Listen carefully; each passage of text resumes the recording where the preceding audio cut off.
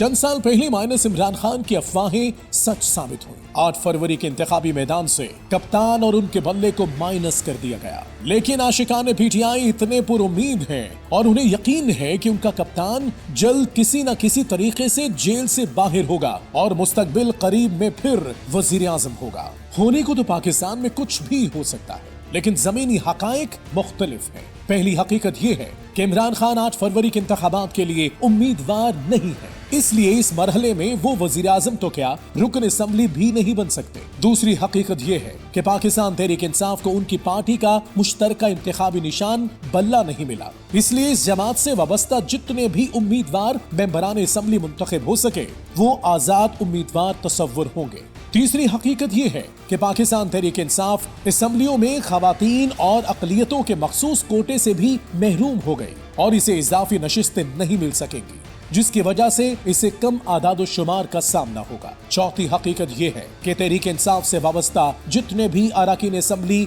जीत कर ईवानों में पहुंचेंगे वो जिस मर्जी पार्टी में शामिल हो जाएं या जिस मर्जी पार्टी के वजीर आजम या वजीर आला के उम्मीदवार को वोट दें, उन पर फ्लोर क्रॉसिंग का कानून लागू ही नहीं होगा। और यही वो चौथी हकीकत है जो बहुत ही अहमियत की हामिल है। इसी अहमियत के पेश नजर बल्ले को इसलिए बड़ी मेहनत से इंतखाबात के खेल से दूर रखा गया। इंतखाबी माहिरीन के मुताबिक 8 फरवरी के इंतखाबात में पाकिस्तान तहरीक इंसाफ के आजाद उम्मीदवारों समेत दीगर आजाद उम्मीदवार रिकॉर्ड तादाद में मुंतखब होंगे और ये उम्मीदवार ही हुकूमत साजी में अहम किरदार अदा करेंगे। बल्कि ये कहना दुरुस्त होगा कि अगली हुकूमत इनके वोटों से ही बनेगी। कप्तान की गैर मौजूदगी में इसके चाहने वाले अपने आजाद उम्मीदवारों को बड़ी तादाद में मुंतखब कराने में तो शायद कामयाब हो जाएं, लेकिन इसके बाद ये उम्मीदवार उनके कंट्रोल में नहीं होंगे। जिस लेवल प्लेइंग फील्ड न मिलने की बात हो रही है और जिन इंजीनियर्ड इंतखाबात की बात हो रही है, उसके सबसे बड़े मोहरे आजाद अरकान असम्बली ही होंगे।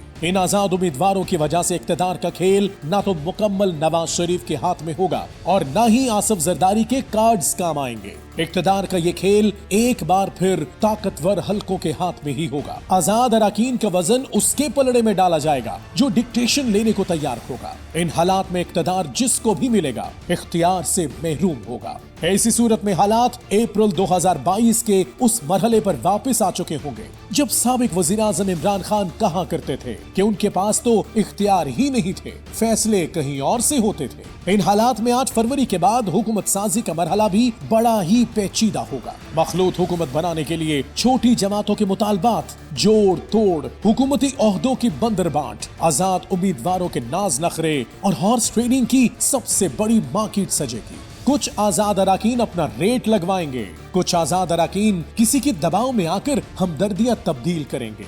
जहांगीर तरीन, नवाज शरीफ, आसिफ जरदारी, परवेज खटक सब बोली लगाकर खरीदारी करेंगे।